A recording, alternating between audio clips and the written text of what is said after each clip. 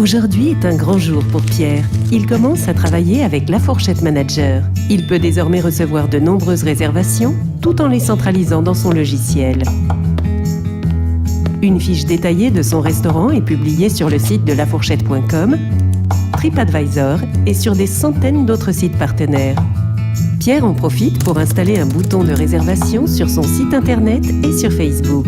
Son restaurant est à présent visible et réservable 24 heures sur 24, 7 jours sur 7, partout dans le monde.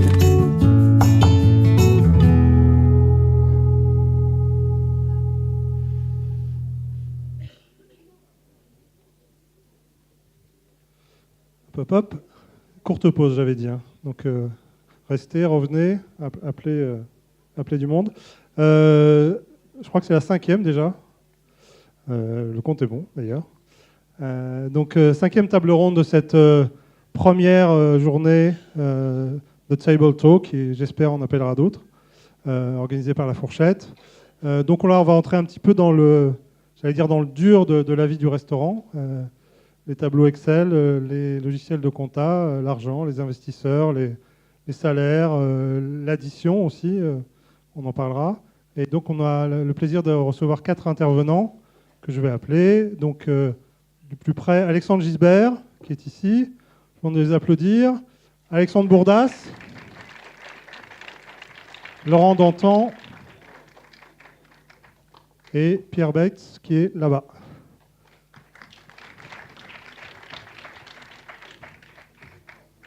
Merci à tous les quatre. Si vous voulez, Alexandre, peut-être laisser la... Non, Alex ? On va laisser l'extrémité là-bas. Ça vous sera un peu plus face au public. Merci. Allez, non, t'as mélangé les micros, on ne sait plus où on est. Non, Laurent, on va se mettre là en frontal, comme vous êtes 4. Mettez-vous ici, merci. Tout le monde a un micro. Donc, Alexandre Bourdas, donc, chef doublement étoilé du Sakana à Honfleur, qui a aussi ouvert un restaurant à Paris il y a quelques années maintenant, qui s'appelle Pascade. 5 ans déjà, ouais, tout le temps passe. Formé par Michel Braff, un très grand jeu. Allez à Honfleur. Alexandre Gisbert, cuisinier de formation. Aujourd'hui, toujours cuisinier, mais entrepreneur. Donc, il a créé d'abord Roca, puis Rocco, puis Rococo, puis Darocco. Et je sais pas, il y a un projet, peut-être on en parlera, futur. Donc aujourd'hui, il reste Darocco et Rocco, c'est ça ? C'est ça. Laurent Dantan, qui est expert comptable, un cabinet spécialisé qui accompagne beaucoup de restaurateurs, notamment le groupe Frenchy de Grégory Marchand, Rose Bakery et la Candelaria aussi, voilà. Donc, pour ne citer que. Pour ne citer que. On en parlera peut-être tout à l'heure. Et Pierre Betts, donc chef de produit chez Tiller, qui offre des solutions d'addition, bon, je résume un peu, mais on en parlera, sur iPad pour les restaurateurs. Donc, on est dans le nerf de la guerre, là, on est dans l'argent, parce que pour tout ça, on le disait tout à l'heure, Boris le rappelait, on est dans des PME, souvent, des économies qui ne sont pas... On ne devient pas riche, souvent, en faisant de la restauration, enfin, sauf des grands groupes. On a besoin parfois d'investisseurs, on a besoin de soutien, on a besoin de gérer du personnel, il y a des salaires, il y a des charges, voilà, plein de soucis, alors qu'on aimerait ne faire que la cuisine. Et je voulais commencer, donc je le répète, mais toute cette journée, j'ai envie de donner à chaque fois la parole au terrain. Donc je vais demander à Alexandre, qui a vécu, je pensais intéressant d'avoir son retour d'expérience sur une situation très particulière. En fait, son restaurant de Honfleur menacé de l'immeuble qui accueille son restaurant menacé de s'écrouler, voilà, tout simplement. Donc il y avait urgence à faire quelque chose. Donc Alexandre a été obligé de fermer complètement son restaurant, et ça a duré 1 an et demi, c'est ça ? Fermé, 8 mois et demi. Ouais. 8 mois et demi, ah, oui, peu, oui. Oui. Donc voilà, comment on vit, tu peux nous raconter comment on vit sans chiffre d'affaires pendant 8 mois et demi Comment on vit sans chiffre d'affaires pendant 8 mois et demi ? On ne vit pas sans chiffre d'affaires pendant 8 mois et demi.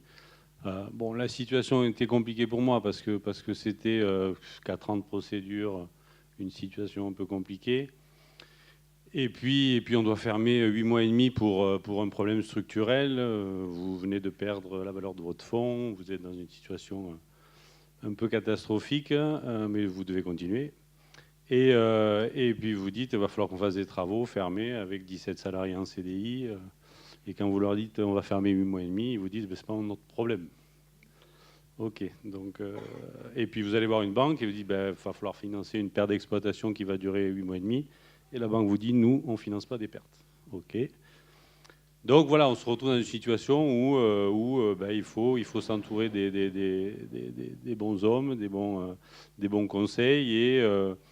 Enfin, moi, je suis au Sagana depuis 12 ans. J'ai fait 2 grosses ouvertures, 2 créations, parce que je suis reparti à zéro après cette histoire. Ce que je disais à monsieur tout à l'heure, c'est que moi, quand j'ai pris le choix du métier de cuisinier il y a maintenant plus de 25 ans, c'était la cuisine. J'étais cuisinier, je suis un cuistot, j'ai appris à faire la cuisine. Mais j'ai jamais appris à être comptable ou juriste voilà. Et donc j'ai appris petit à petit à être chef d'entreprise. Et aujourd'hui, je suis chef d'entreprise et je dois me former sur la comptabilité, sur le juridique, sur le législatif, sur le social. Et c'est pas évident, quoi. C'est une situation qui est compliquée et on délaisse petit à petit obligatoirement la base et l'âme de notre métier qui était de ragoûter des poireaux, de faire à manger aux autres, quoi. Et voilà, mais vers qui tu t'es tourné donc à cette époque-là? Les banquiers, c'était non. Quand vous tombez dans le vide, vous essayez d'attraper tout ce qui passe, quoi. La branche, il faut qu'elle soit là. Donc, faut taper à toutes les portes. J'ai souvent donné. Enfin, moi, c'est quand même une situation assez particulière. Ça n'arrive pas à tous les chefs d'entreprise, heureusement. Mais bon, je veux dire, vous êtes dans un avion qui va s'écraser. Et entre le moment où il s'écrase et où il va s'écraser, vous êtes dans l'avion. Il faut apprendre à piloter. Il va falloir apprendre à atterrir. Il va falloir apprendre à vivre cette situation derrière. Donc voilà, j'ai fait tout ce qui était en mon pouvoir. J'ai secoué ciel et terre pour m'en sortir et j'ai défoncé des portes et voilà, fallait y arriver, quoi. Est-ce que tu as des soutiens de la ville? Parce que c'est un élément important de l'attractivité de quand tout va bien, c'est étonnant. On a plein de soutiens. On a plein d'amis. On est le plus gentil, on est le meilleur. Et puis quand tout va mal, il n'y a plus personne, quoi. Donc non, après, j'ai eu quand même un soutien assez fort de la ville. Mais c'est un soutien moral, c'est-à-dire ça va aller, tout va bien se passer. C'est pas ça que je veux, mais bon voilà, on en était là. Est-ce que tu as pensé tout arrêter à un moment? Ah oui, plusieurs fois, et même encore aujourd'hui, des fois je me dis bon pourquoi, après il y a des raisons que je continue, mais plusieurs fois j'ai failli jeter l'éponge et me dire je veux faire autre chose, je veux le faire différemment, j'ai tenu parce que j'avais des responsabilités, parce que c'était dangereux financièrement pour moi, pour l'avenir, mais il n'y a pas besoin d'aller à Koh Lanta pour faire de la survie. Là, on est dans la réalité, il faut la faire, quoi. Faut se battre, quoi. On devient, moi j'ai toujours dit, ma petite fille qui a 9 ans avait un papa rigolo et elle a eu un papa agressif. Donc c'est pas tout ça à cause de tout ce système qui est super lourd à bouger et qui est compliqué, quoi. Laurent, d'entendre, c'est une situation un peu extrême, mais quand on a dans son portefeuille, j'allais dire, un restaurateur qui vit une situation comme ça, comment on l'accompagne? Oui, moi j'en ai pas eu, fort heureusement, parce que je crois que c'est effectivement une situation un petit peu extrême. J'ai pas eu l'occasion d'accompagner ce type de situation, mais j'imagine que il y a des mécanismes d'aide quand il y a des fermetures comme ça. On a des chômages l'indemnisation de chômage partiel, des choses comme ça. Ça j'ai eu. Bon. Le chômage partiel, on leur a demandé, et en fait, ils financent qu'à hauteur de 1000 heures. Oui, alors j'allais vous le dire, c'est pas énorme, mais bon, c'est même pas 1000, je crois que c'est 1000 heures si ça dépasse. Pour l'ensemble de l'entreprise. Non, ouais, mais après oui, c'est une catastrophe naturelle, c'est 1000 heures. Si c'est autre chose, c'est-à-dire des travaux, c'est 100 heures. 100 heures sur 8 mois et demi sur 17 salariés, voilà, quoi. Ce sont sur des taux qui sont assez faibles, des taux de l'heure qui sont très faibles. Mais bon. Donc, fort heureusement, votre métier ne se résume pas qu'à cela, parce que c'est vrai que nous, j'accompagne des restaurateurs au sens large qui sont des gens. On parlait ensemble tout à l'heure. On disait tiens, au départ j'étais artisan et je suis devenu chef d'entreprise parce que effectivement j'ai été obligé de m'ouvrir à d'autres disciplines comme le social, comme la comptabilité, comme acheter un logiciel, comme un certain nombre de choses, gérer du personnel bien évidemment, on l'a vu tout à l'heure. Et nous là-dedans on travaille un petit peu, pour les cuisines on est un petit peu derrière aussi, on essaie d'être avec vous, on essaie de vous comprendre, de parler le même langage que vous, parce que c'est vrai qu'on n'est pas là pour vous exposer notre savoir ou nos techniques, on est là pour nous adapter à votre métier et puis faire en sorte que... C'est un métier particulier, vraiment, par rapport à d'autres métiers que vous avez pu... Oui, d'autres entrepreneurs. Oui, c'est particulier parce que, encore une fois, on est sur des professionnels artisans qui n'ont pas forcément cette culture-là. Même si aujourd'hui, on l'a vu déjà un petit peu ce matin en parlant sur d'autres thèmes, on a une vraie professionnalisation de ce métier. On a des gens qui ont évolué, on a des chefs qui sont issus d'écoles de commerce maintenant. Enfin, on a des gens qui sont quand même différents. C'est pas pour dire que les autres sont moins bien, c'est pas ce que je veux dire, mais on a une volonté d'élever un petit peu le débat. Et nous, dans ce cadre-là, c'est vrai qu'on se doit d'être derrière, de donner les bons outils, d'aider pour que les choses se passent au mieux, et puis pas aider qu'une seule fois par an. Parce que le problème de votre métier, c'est aussi d'être alerté tous les mois. Tous les mois sur ce qui se passe, ce qui va bien. On va peut-être en parler un petit peu après. Comment on mesure la performance de vos entreprises, comment on est capable de dire ça va bien, ça va pas très bien, faites attention à cela, etc. Et cela, notre métier, il a beaucoup évolué, nous aussi là-dessus, parce qu'avant, vous voyez une fois par an, les anciennes générations de mes confrères, vous voyez une fois par an, vous remettez le bilan en disant, bon ben voilà, votre chiffre d'affaires a augmenté, il a baissé, vous avez gagné de l'argent, vous avez perdu de l'argent. Bon, c'était pas tellement utile à mon sens, sachant qu'on vous disait ça 6 mois après la clôture des comptes. Donc c'est vrai que c'était pas très très pertinent. Donc là, on arrive sur des choses. Même nous, on a dû se remettre en cause un accompagnement de proximité, quasiment de quotidien, même si on reste dans l'ombre. On n'est pas ces métiers dont on a parlé. Je préfère qu'Alexandre fasse la cuisine. Oui. Non, je préfère qu'Alexandre Bourdas fasse la cuisine. Ou toi, Alex. Toi, Alexandre, c'est l'idée de t'avoir avec nous, c'est ce côté entrepreneur avec des gros projets. Daroko, c'était un gros projet. Il y a un autre projet qui a l'air assez sympa. Deux. On ne sait plus, on ne compte plus. C'est quoi le vécu d'un chef qui tout à coup veut monter une affaire, puis 2, puis 3, les banquiers, les investisseurs, les salaires, c'est une vie de dingue, c'est beaucoup de joie, beaucoup de peine. Il faut prendre beaucoup de recul.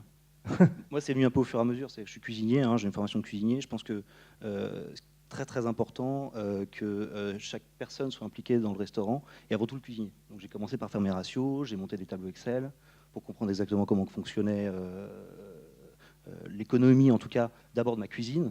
Et puis au fur et à mesure, ça s'est agrandi. J'ai agrandi ça parce que j'ai commencé vraiment associé, mais juste j'avais la partie cuisine, mon associé s'occupait de la salle. Et donc j'ai agrandi ça ensuite parce que c'est vrai que moi ça me passionne en fait. J'aime bien cette petite travail de fourmi en fait, d'aller voir un peu tous les coûts. J'aime beaucoup négocier avec les fournisseurs, c'est un truc très très important. On pourra peut-être en parler après. Et donc au fur et à mesure, j'ai commencé à comprendre aussi comment marchait l'économie de la salle, avec notamment le vin, et puis tout le reste en fait, tous les autres achats en fait qui sont très importants aussi. Et au fur et à mesure, comme ça, j'ai construit presque moi-même mon tableau, mon compte de résultat. Et donc, j'ai compris l'économie de mon entreprise par l'intérieur. Et j'irais presque que j'ai une vision très personnelle peut-être de l'économie de mon entreprise. Je ne vois pas comme un comptable. Je n'ai pas du tout fait une école de commerce. Et aujourd'hui, ça fonctionne plutôt bien. J'arrive à comprendre comment vont fonctionner les prochains projets. Alors après, comment on décide de passer un cran au-dessus, d'aller taper à la porte, trouver des gens pour mettre beaucoup d'argent dans des projets? Ça, c'est l'excitation en fait de la chose. Une fois qu'on a commencé, on prend goût. Moi, en fait, je pense que depuis le début, je savais que je voulais faire ça. Je voulais grandir. J'ai besoin d'aventure, j'ai besoin de créativité. Alors, ouvrir un restaurant, ça fait appel à la créativité. Aujourd'hui, je fais plus beaucoup de cuisine, un petit peu, mais je suis créatif surtout sur les créations. Et après, l'économie vient derrière. En fait, finalement, c'est juste un moyen. Et il faut maîtriser ce moyen, mais on est porté surtout par la créativité. Et de toute façon, quand on ouvre une entreprise en général, on nous met des bâtons dans les roues partout. En fait, on a toujours l'impression qu'il faut se battre contre tout le monde et donc il faut être animé. Et on ne le fait pas c'est pas l'économie en fait qui nous guide, c'est le plaisir de travailler, c'est l'envie de créer. Donc il y a beaucoup de portes qui se ferment à ce moment-là. Je crois que tu as été beaucoup aidé par la BPI, on peut en parler. Il y a quand même des structures aujourd'hui Alors France la BPI m'a beaucoup aidé là, sur le dernier, sur le Daroco, mais par exemple la BPI c'est une grosse Banque publique structure. d'investissement, oui. Okay. Voilà, c'est une grosse structure qui marche très bien, qui est très bénéfique pour l'économie, notamment pour les petits restos, pour les petites entreprises comme nous. Mais vous voyez, la BPI a débloqué les fonds en mai, on ouvrait en juin. Et donc ça, c'est des stress qui sont terribles. Il faut prendre du recul là-dessus, en fait. Il faut pas se focaliser là-dessus, en fait. C'est juste des moyens. De toute façon, on savait que si on n'avait pas la BPI, on aurait pu se débrouiller autrement. Mais voilà, il faut pas commencer par ça. Il ne faut pas commencer par l'investissement. Il ne faut pas commencer par l'argent. L'argent vient après. C'était un peu l'histoire de Pascade aussi. L'idée de Pascade, c'était l'envie de cette cuisine-là, de cette crêpe soufflée de ton enfance. Quand je l'entends, c'est vraiment l'excitation du projet, du financier, de débloquer, de créer un projet économique. Moi, alors quand j'ai créé Pascade, j'avais un truc qui était bon, je voulais le partager. C'était après, si on réfléchit, on le fait pas. Donc j'ai monté le projet comme ça, mais c'était vraiment une idée de gourmandise en se disant c'est idiot de garder ça pour soi, essayons de faire un business et puis de créer un restaurant. Et puis après, moi je me retrouve confronté après à la réalité économique qui est plus compliquée, au lancement et tout. Je ne recherche pas obligatoirement cette excitation-là. Moi je préférais quelque chose de plus serein. Ce qui me plaît dans mon métier, c'est de me lever tous les matins, de réaliser une belle cuisine avec mes collaborateurs, d'avoir une entreprise confortable. L'excitation économique m'apporte rien, c'est pas quelque chose qui me plaît, au contraire, elle me met des freins. Pierre, donc là on va passer du côté, c'est toujours l'économie, hein. Juste en 2 mots, qu'est-ce que c'est Tiller System? Vous mettez en place des solutions alors, de prise de commande et de facturation. Oui, on a une solution de caisse enregistreuse sur iPad. Donc Tiller, c'est 2 gros produits. Le premier, donc, ça va être cette caisse sur l'iPad qui va être utilisée pendant le service. Et le deuxième outil, ça va être notre back-office, sur lequel les utilisateurs vont avoir 2 gros blocs. Le premier, ça va être le paramétrage de la caisse, avec l'ajout, la suppression de produits, l'ajout de catégories, l'ajout d'une table, d'un utilisateur, tout le paramétrage de cette TVA, etc. Tout ça se fait en temps réel sur l'iPad. Et le deuxième gros boulot de ce back-office, c'est de centraliser toutes les données générées par la caisse enregistreuse. C'est-à-dire qu'en fin de service, ou même pendant le service, je peux aller sur mon back-office et voir où est-ce que j'en suis en termes de chiffre d'affaires, de panier moyen, de clients, etc. Voilà, on a un troisième outil qui est une application iPhone qui permet aux entrepreneurs excités de pouvoir voir en temps réel quel chiffre d'affaires ils font dans leur établissement à la minute. Combien de tables sont ouvertes, quel montant c'est généré, etc. Est-ce que tous les établissements se ressemblent, ont tous les mêmes besoins? J'imagine que non. Il y a du sur-mesure dans tout ça? Non, pas du tout. Tiller a une 50aine de modules qui sont activables, désactivables, et qui permet à la caisse de s'adapter à l'établissement. Donc on va avoir des food trucks qui ne font absolument pas d'envoi cuisine, par exemple. Et on va avoir des brasseries qui ont 2 cuisines, un chef en cuisine avec une partie chaude, une partie froide, 10 rangs, etc. Et on peut envoyer des bons, c'est ça aussi? Enfin, il y a tout on peut envoyer les bons en cuisine. On travaille sur l'écran iPad en cuisine pour ensuite pouvoir communiquer directement avec l'iPad en caisse ou l'iPad en prise de commande. Aujourd'hui, c'est des bons papiers qu'on a travaillé avec des restaurateurs, avec des chefs, pour avoir leur avis et pour les dessiner même avec eux. Et c'est quoi l'usage? Vous constatez quoi? Que les gens arrivaient sur leur résultat, sur leur panier moyen, sur le... Alors le premier... Comment ils prennent en main cet outil? Alors sur l'outil en lui-même, pour ce qui est de l'application iPhone, on a une énorme dépendance. Enfin, les utilisateurs adorent, ils nous disent qu'ils vont dessus 20 fois par jour pendant leur service. Quand ils sont en vacances, ils vont voir ce qui se passe dans l'établissement. Potentiellement, ils appellent l'établissement pour leur dire qu'est-ce qui se passe là, il y a un énorme pic ou ça ne va pas. Ils essaient de comprendre. Le back-office en lui-même, il est utilisé environ 3 à 4 fois par semaine. Ça va dépendre des utilisateurs. Certains, on a vraiment plusieurs types de clients. On a les clients qui sont amoureux de leurs produits, qui ne regardent que leurs produits. Ils veulent faire un super bon produit et le financier, ils l'ont un peu au nez, quoi. Ils voient leur salle, ils voient si ça marche moins bien. Et on a les profils aussi, type école de commerce, qui, eux, ont leur business plan. Ils savent que le 15 du mois, ils doivent faire un chiffre d'affaires de temps, avec une rentabilité de temps, et du coup, ils suivent tous les jours leur back-office. Donc on peut exporter des choses pour envoyer chez quelqu'un comme Tout est comme exportable, Laurent on a Breton, un bouton qui permet Ok. d'envoyer directement à son comptable. Voilà. Les logiciels sont très largement compatibles. Maintenant, on reçoit Ouais. On se ces met en direct. informations, chiffre d'affaires ventilé par type de paiement. Et là aussi, on gagne du temps pour exploiter l'information au moins le mois. Et justement, permettre de produire ces tableaux de bord dont je parlais un petit peu tout à l'heure, qui vont être des outils qui Alors, permettent c'est quoi de Vous mesurer. faites du conseil, vous observez les chiffres et vous dites là ça va pas. Alors déjà, on les construit, les chiffres. Hein, avant de les faire parler, on les construit.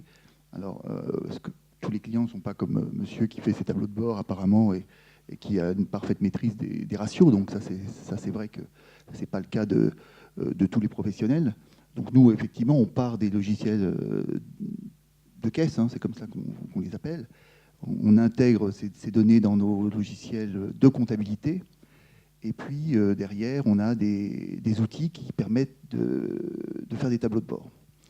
Alors, pourquoi les tableaux de bord? Parce que ce sont des outils qui sont très rapides à faire, hein, puisqu'on va mesurer les principaux ratios du métier. Donc, les principaux ratios du métier, c'est effectivement le cost of food, hein, qui est un ratio majeur, et puis le ratio du personnel. Voilà. Donc, C'est plus important aujourd'hui que le food cost. Hein. Plus important que le food, Ouais. oui, plus Le important que le personnel food est- cost. Ou chez ceux qui Bah, fabriquent. et En puis tout on cas, a vu. qui partent de produits bruts, le plus important, c'est le. C'est la masse salariale. Ouais, qu'il faut toujours vraiment surveiller et qui est très difficile à maîtriser. Oui, c'est très difficile. Et puis, on a vu avec l'exposé juste avant que vous avez du mal à recruter. Donc, il y a une tendance quand même à ce que les salaires, quelquefois, augmentent un peu. Il y a un tas de problématiques qui font que certains professionnels ont du mal un petit peu à être dans les ratios. Et c'est ce qui plante un peu le compte de Ce qui met en résultat. péril une entreprise. Ouais. Mais, alors c'est quoi vos conseils concrets, Le premier des un restaurateur conseils- qui dérape. Le premier des conseils, c'est déjà de les suivre, ces ratios. Aujourd'hui, on voit quand on prend de nouveaux clients, certains ne sont pas encore habitués à cela.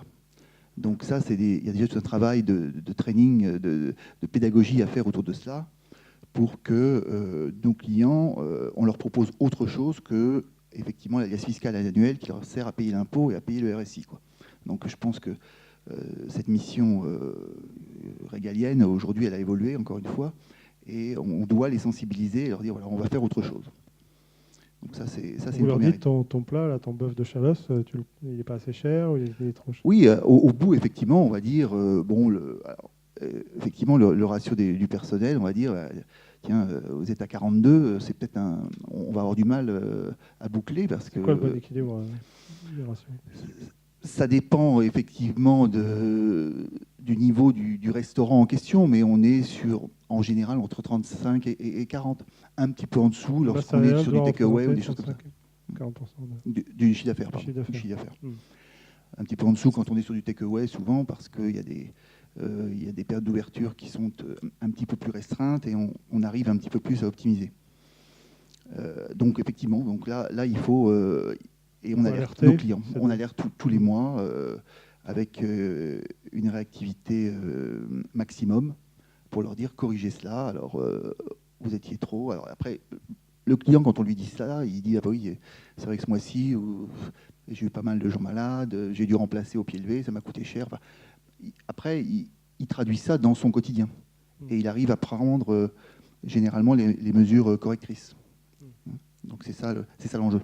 Tu dis, Alexandre, c'est aujourd'hui, pour toi, le principal problème, c'est la masse salariale. Enfin, la masse salariale est un truc difficile. Pas de problème, mais chez moi, Pourquoi c'est un poste très lourd, en fait. Ouais. Moi, je suis à 40%, parce qu'aujourd'hui, nous, on paye toutes les heures de nos salariés. C'est un peu une nouvelle manière de travailler dans la restauration. Quand j'ai commencé avec mon associé, on était donc au Rocast, un petit bistrot. J'étais en cuisine, lui en salle. J'avais 1 ou 2 mecs avec moi en cuisine. Lui, un serveur éventuellement en salle ou pas. Et on est arrivé à moins de 20%, ce qui me permet aussi de dégager beaucoup de trésorerie. Là, aujourd'hui, on a changé complètement notre façon de voir les choses. On essaie de maîtriser beaucoup plus nos coûts matières. Et j'assume, j'ai pas le choix, en fait. Aujourd'hui, j'ai un coût personnel de 40%. Ce qu'il faut, c'est pas le dépasser. parce que c'est énorme, hein, 40%, il ne reste pas grand-chose pour le reste. Mais c'est un choix de qualité d'employé C'est presque j'ai plus le choix en fait. Hein. Alors, le dernier restaurant, c'est le Daroku, on a 50 salariés, c'est énorme, 49.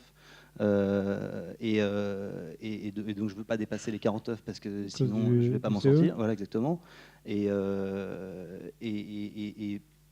moi, j'y suis de manière un peu différente, mais je ne suis pas omniprésent comme j'étais avant.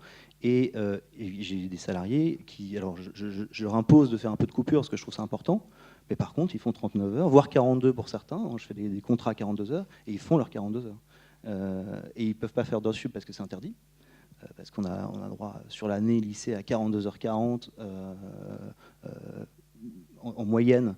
C'est sur toute l'année par semaine, c'est sur toute l'année. Donc il y en a qui voudraient faire des heures sup, mais je peux pas leur proposer ça. Et donc le seul moyen, voilà, aujourd'hui pour moi de trouver du personnel, c'est de leur proposer. Le rapport de force a un peu changé, puis c'est normal aussi hein, de plus faire travailler des salariés 80 heures par semaine. Je faisais avant avec plaisir, et moi je travaillais 80 heures par semaine. J'emmenais une équipe avec moi qui travaillait 80 heures par semaine, mais c'est un peu différent. C'est des petites équipes familiales. Je sais pas comment ça se passe chez toi. J'imagine que les gens travaillent beaucoup. Beaucoup. Ouais. 70 heures, 65. Non, pas 70 heures parce qu'on est on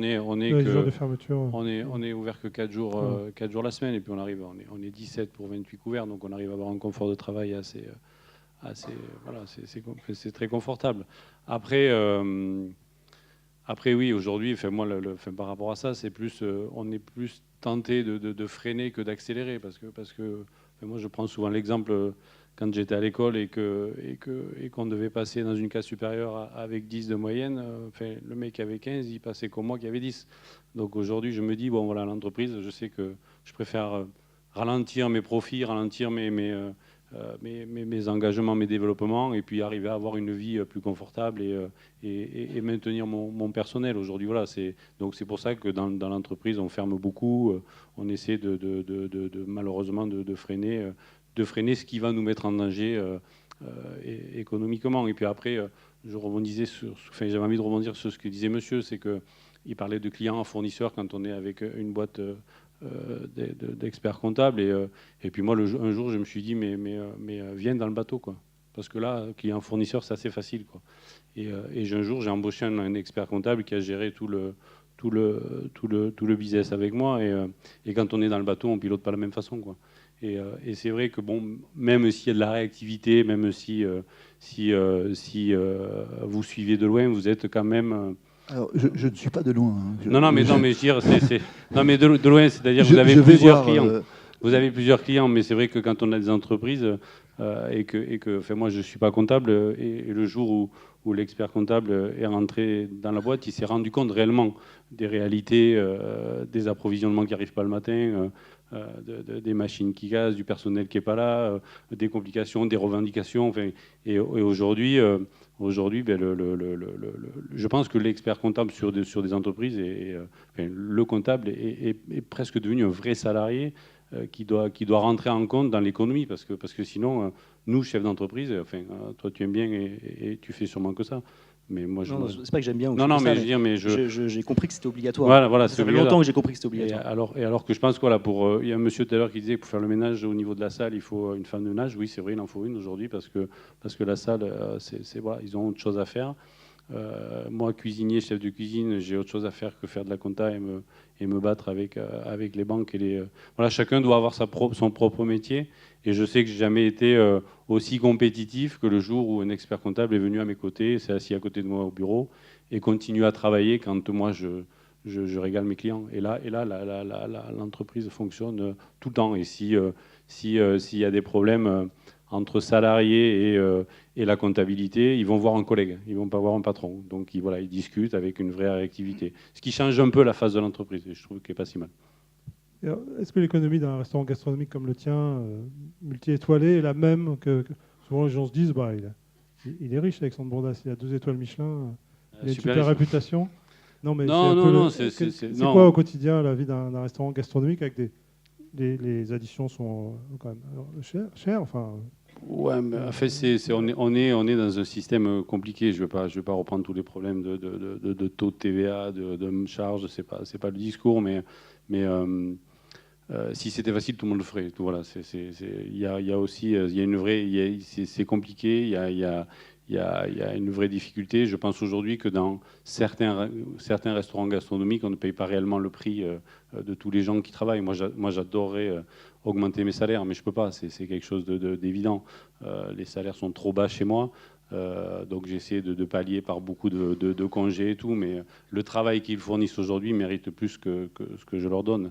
Mais économiquement, voilà, c'est difficile à tenir, c'est très sensible.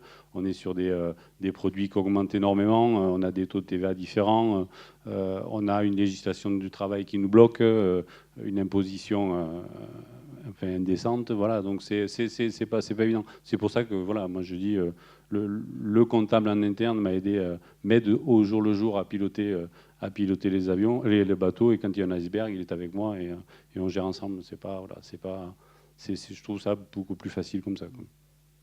Et l'autre, Alexandre, est-ce que des solutions, c'est de se développer justement? Est-ce qu'il y a comme ça un point d'équilibre en créant plusieurs entreprises? C'est pas du tout la solution. Au contraire, c'est encore plus compliqué, c'est encore pire. Non, c'est pas une fuite en avant, mais on n'arrive pas à équilibrer entre différentes affaires pour au final. Jusqu'avec une seule. Je disais, je fais pas ça pour des raisons économiques. En fait, je fais ça parce que ça me plaît, parce que ça m'amuse. En fait, moi, j'ai besoin de trouver du plaisir dans le travail. Alors, ce que j'essaie de transmettre à mes collaborateurs, je pense que c'est comme ça aussi que j'arrive à, pareil, garder des collaborateurs avec des salaires qui sont malheureusement trop bas. Je suis complètement d'accord avec toi. Mais aussi parce qu'aujourd'hui, on les fait travailler moins. Donc moi, quand j'étais salarié, que je travaillais 70 heures par semaine, j'étais payé en conséquence. Et c'est de plus en plus compliqué, c'est pour ça qu'il faut être de plus en plus rationnel, et je suis d'accord avec toi, il faut s'appuyer sur des comptables. Nous, on a des tableaux de bord aussi, en plus, des tableaux de bord mensuels, c'est très très important. Le jour où le tableau de bord arrive, c'est un jour important, on fait une réunion, on regarde, moi je réunis tout le monde, parce que tout le monde est impliqué. Non, c'est pas du tout la solution. Moi, même parfois, je me demande, parce que c'est tellement compliqué, et parce que c'est dur, hein, parfois moralement, parce qu'on en prend tout le temps plein la gueule, hein, et il faut accepter le truc. Parfois, je rêve de revenir dans un petit resto, un petit bistrot, à nouveau, on serait 5, 2 associés, et au final, je pense qu'on gagnait même plus d'argent en fait, qu'aujourd'hui. Le constat, il est qu'on est freiné tout le temps, c'est-à-dire on va pas parler de taux d'imposition ou de trucs, mais on n'est pas encouragé. Moi, aujourd'hui, je préfère fermer mon entreprise, que mes salariés se reposent, que de la développer. C'est évident. Je n'ai aucun intérêt à aller dégager des tonnes de bénéfices. Parce que je vais, entre guillemets, tirer sur la machine à tous les niveaux, que ce soit matériel, humain ou même économique, pour à la fin récupérer, ou même pas pouvoir le réinvestir, ou même pas le redistribuer. Et quand je parle distribuer, c'est les salariés, je ne parle pas des associés. Donc aujourd'hui, on est vraiment sur une politique, comme je disais tout à l'heure, à 10 ou à 15, on passe dans la classe supérieure. C'est tout ce qu'on demande, quoi. Donc je veux dire, aujourd'hui, l'entreprise, oui, je ferme 6 à 7 semaines par an. On ferme 3 jours la semaine. Si demain, j'ai encore plus de succès, je fermerai 4. Et puis je freinerai juste pour que ça passe, quoi. Et parce qu'on n'a pas d'autre choix. Moi, je le sens comme ça aujourd'hui, on n'a pas d'autre choix. Si on est dans la performance et le profit, on ne travaille plus pour nous, quoi. Et Laurent, vous avez vu évoluer ça, les taux d'imposition, les TVA qui changent, est-ce que c'est quelque chose de compliqué Oui, c'est compliqué. Pour vous et pour vos clients? Oui, c'est compliqué, mais je crois que nos clients ne sont pas tous les jours en train de regarder les taux de TVA. Hein. C'est vrai que c'est une profession où il y a 3 taux de TVA qui cohabitent. Bon, c'est un sur l'alcool, un sur la restauration traditionnelle et puis un sur la vente à emporter. Bon, c'est vrai que c'est peut-être pas très juste pour certains, peut-être. C'est peut-être un peu compliqué aussi techniquement, mais bon, le métier de la restauration, fort heureusement, ne se résume pas à cela, quoi. Donc, et puis on a des outils informatiques qui savent fort heureusement bien gérer cela. Pierre, les évolutions de Tiller, vous allez aller vers quoi? Le futur? Ouais, le futur. On est dans la digitalisation, le futur du... On peut aller dans plein de directions possibles. On peut aller dans l'aide à la gestion de ses employés. On peut aller à l'aide à la gestion de l'hygiène. On peut aller dans plein de directions. Celle que nous, on a en tête aujourd'hui, c'est le prévisionnel, c'est-à-dire d'utiliser toutes les données générées par nos clients et pouvoir dire bah tiens, demain il fait 30 degrés, parmi tous les restaurants qui te ressemblent en termes de chiffre d'affaires, nombre de couverts, clientèle, quartier, etc. L'an dernier, quand il a fait 30 degrés et qu'il y a eu un match de foot, parce que demain il y a un match de foot, l'an dernier ils ont vendu plus de gazpacho et je vois dans tes stocks que tu n'as plus trop de tomates. Donc tu ferais bien de commander les tomates avec notre partenaire chez qui on a une benchmark réduction, hyper etc. pointu, là. Voilà, ça c'est la vision très long terme. Et on va y aller petit à petit. Ouais, d'anticiper les choses. Pour Laurent, je pense que c'est un conseil qu'on donne aux restaurateurs, c'est d'être toujours... Alors peut-être essayer d'avoir un coup d'avance, non, de ne pas subir. Oui, mais je crois que c'est un conseil qu'on donne d'une façon générale dans les affaires. Il faut toujours essayer d'être un petit peu en avance. Alors, bon, après, j'entends que tout le monde ne souhaite pas forcément raisonner en homme d'affaires et puis avant tout se faire plaisir, peut-être limiter sa croissance, etc. Mais même dans ces cas-là, on doit être de vrais chefs d'entreprise en alerte permanente. Et c'est vrai pour la restauration comme pour le reste. Donc le Frenchie, c'est une aventure qui a commencé sur un seul restaurant. Vous les avez suivis depuis le début? Non, le Frenchie, c'est un client que j'ai récupéré d'un confrère de province qui justement avait une approche un petit peu différente de la nôtre, hein, comme je le disais tout à l'heure. Et c'est vrai qu'avec Greg et Marie, on a appris à se parler et à se comprendre, à écouter leurs besoins. Greg, c'est quelqu'un qui suit beaucoup son food cost. Hein. Lui, il est très, très branché sur son food cost. Et donc, on a construit des choses ensemble. Et c'est vrai qu'on se développe. Il se développe en partenariat avec nous. On n'a pas la relation client-fournisseur. On a une relation de partenaire et on s'appelle tout le temps. Enfin, c'est notre façon de fonctionner parce que les problèmes du quotidien, quand on dit on en prend plein la gueule, c'est vrai. Il faut savoir être là aussi quand ça va mal, donc savoir répondre à tout moment parce que nos clients ont besoin de nous.